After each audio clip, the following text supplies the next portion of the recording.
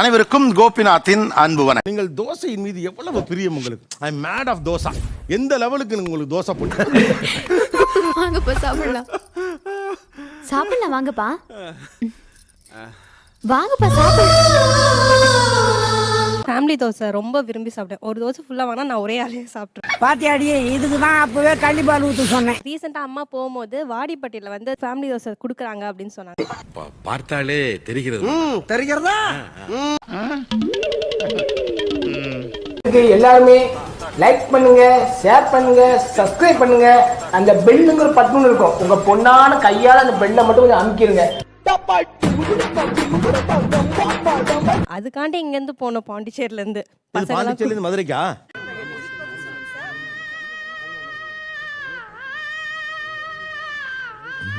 உங்களை மாதிரி மனுஷன்லாம் இருக்கனாலதான் கொஞ்சமாச்சும் மழை பெய்யுது. எனக்கு வந்து அந்த தோசை எவ்வளவு பிடிக்கும்னா, இன்னும் ஒரு 5 ஸ்டார் ஹோட்டல் அந்த மாதிரி போனா கூட அங்க நிறைய டிஷஸ்.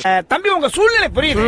யாருக்குமே இப்படி வரக்கூடாது. எது இந்த மாதிரி வழுக்கையா போட்டுட்டு போயா பின்னாடி புது புதுசா டிஷஸ் இருக்கும். இருந்தாலுமே அந்த தோசை கார்னர் போனா எனக்கு அது ரொம்ப என்னென்ன சொல்றோம் பாருங்க. கம்பி கட்டுற கதையெல்லாம் எடுத்து போடுறாங்க. தோசை நம்ம டெய்லி வீட்ல சாப்பிட்டா கூட எனக்கு அதை போயிட்டு டேஸ்ட் பண்ணிடணும். இவர் தாங்க தோசை ரசிகரே. உனக்கு என்னப்பா, நீ பைத்தியம். நீ என்ன வேணாலும் பேசலாம், நாங்க அப்படியா? பிரியாணினா ஒரு எமோஷன் சொல்றீங்க இல்லையா? என்ன கேட்டா தோசைனா ஒரு ரிலேஷன் சார்.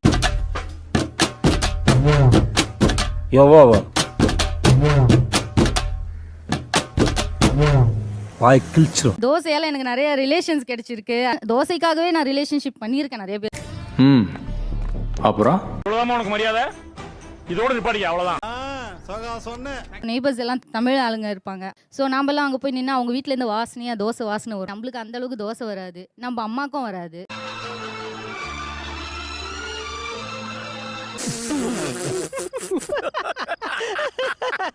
ஸோ என்ன பண்ணலாம், சப்பாத்தி 4 டப்பால பேக் பண்ணி இந்தாங்க சப்பாத்தி சாப்பிடுங்க. அப்பயாச்சும் அவங்க தோசை தராங்க. வேண்டாம், நீ சொல்றதெல்லாம் உண்மையா? என்னையா கேனத்தனமா பேசிக்கிட்டு இருக்க? உண்மை இல்லாம பையா சொல்றாங்க. தோசை தர்றதுக்கா சப்பாத்தி கொடுக்கறது? தோசை சுடும்போது அந்த ஒரு சவுண்டு, அந்த சவுண்டு கேட்கும்போது நல்லா இருக்க, என்ன சொல்றது, உள்ளுக்குள்ள இருந்து ஒரு இது வரும் பாருங்க. என்ன தோசை இப்படி வர்ணிக்கிறாங்க?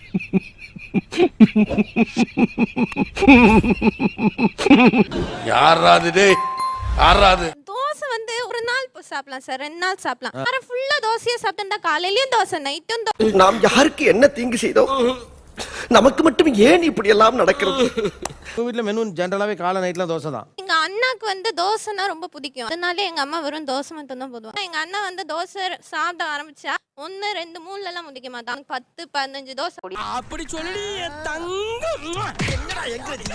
எங்க அம்மாக்கு ஏதாவது டயர்டா இருந்துச்சுன்னா வந்து என்ன தோசை போட்டு சொல்லுவாங்க. எங்க அண்ணாக்கு போட்டுனா போதுமான்னு கேட்க கூடாது.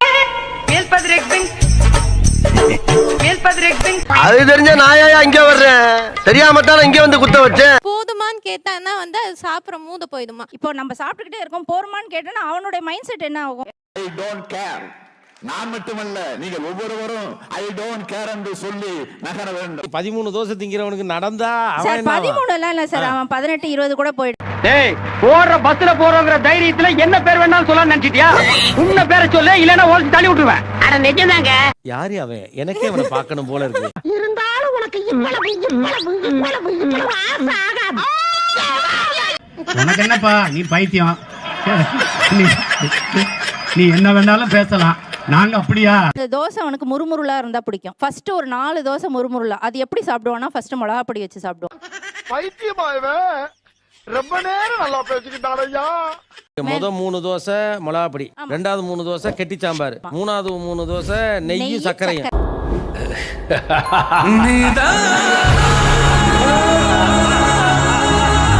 நாலாவது வந்து 4வது செட், 4வது செட்ல வந்து அப்படியே அதை ரோல் பண்ணி அடி பார்வதி, என் பிள்ளையோட அறிவை இந்த உலகத்துல இப்படி ஒரு விளக்கத்தை யாரா சொல்லியிருக்காங்களா? அதாவது வாய்க்கு வந்தபடி எல்லாம் பேசப்படாது, எதா இருந்தாலும் நியாயமா பேசணுமா இல்லையா? அவனுக்கு வயிறு ஃபுல் ஆகுதுன்ற அவனே ஃபீல் ஆனதுக்கு அப்புறமா அம்மா ஊத்தப்பம் போட்டு தரீங்க. டேய், என்னங்கடா ஆளாளுக்கே வாதியார பல்லு புடிச்சு பாக்குறீங்களா? அது லாஸ்ட்ல முடிஞ்சிரும். அப்ப நான் புரிஞ்சுப்பேன். ஃபீல் ஆகுறப்ப போதும் தானமா சொல்லுவாங்க. நான் 9 o'clock தோசை போட உட்கார்ந்தேன்னா நைட்டு 10:30 10:45 11 o'clock வரைக்கும் அந்த அடுப்பும் நானும் மட்டும் தான்.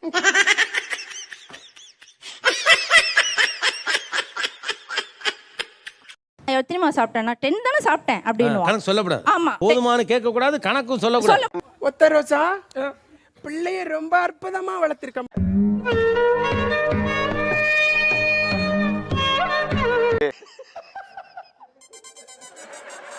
இவ கணக்கு போட்டு வச்சிருப்பா.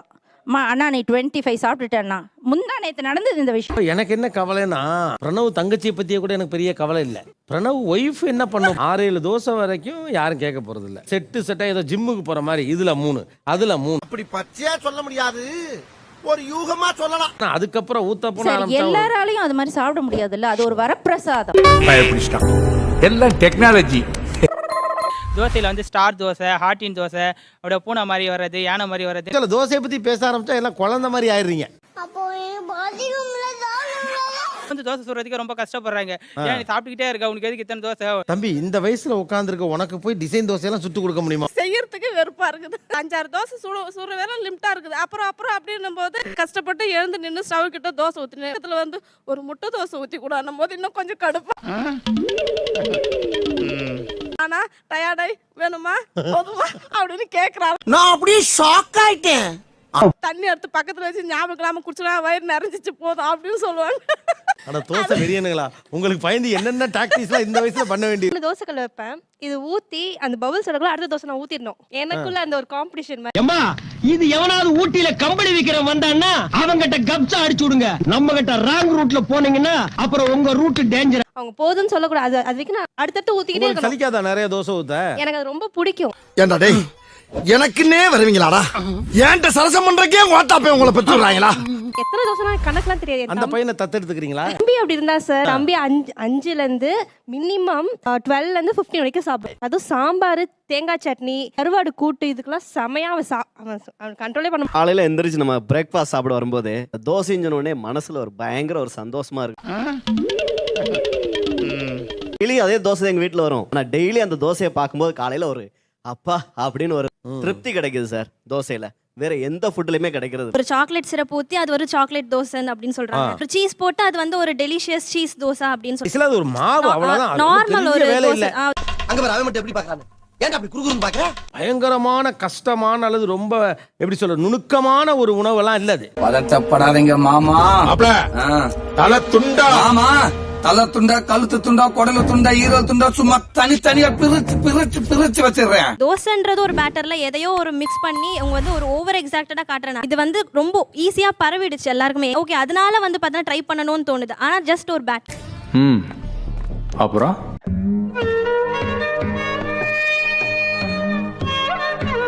எல்லாருமே லைக் பண்ணுங்க, ஷேர் பண்ணுங்க, சப்ஸ்கிரைப் பண்ணுங்க.